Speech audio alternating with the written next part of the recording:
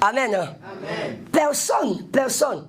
Il y a des sacrificateurs, les grands sacrificateurs. Ce n'est pas des sacrificateurs. Les grands sacrificateurs, c'est eux qui rentrent dans cet endroit-là.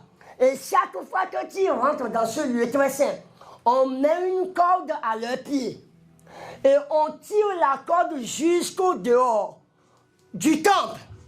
Au temps en temps, on tire la corde pour voir si le grand sacrificateur est encore vivant. Pourquoi on ne va pas rester dehors en entendant quelqu'un qui n'existe même plus?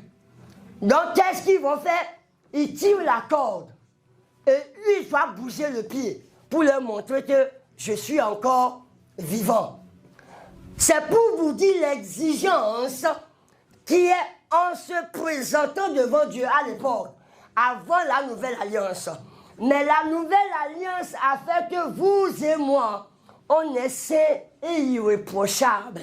Ce qui nous donne l'accès de venir devant lui avec une ferme assurance, devant le trône de grâce, et pour obtenir la miséricorde, la Bible a dit, parce que la nouvelle alliance nous a donné cette bénédiction-là.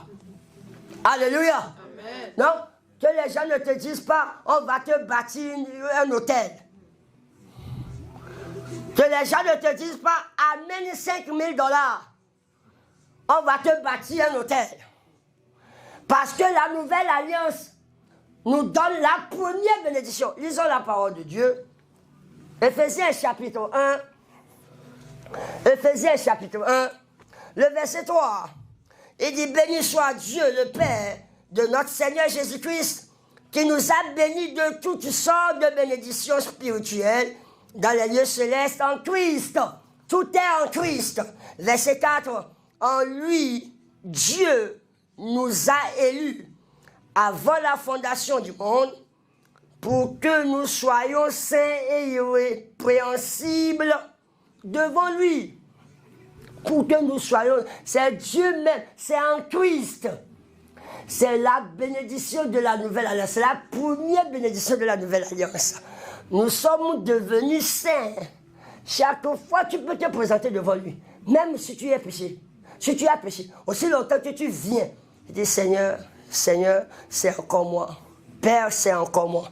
Aussi longtemps que tu viens dans le nom de Jésus-Christ, aussi longtemps que tu es venu dans la conscience que Jésus est ton Seigneur et Sauveur, tu as accès à Dieu.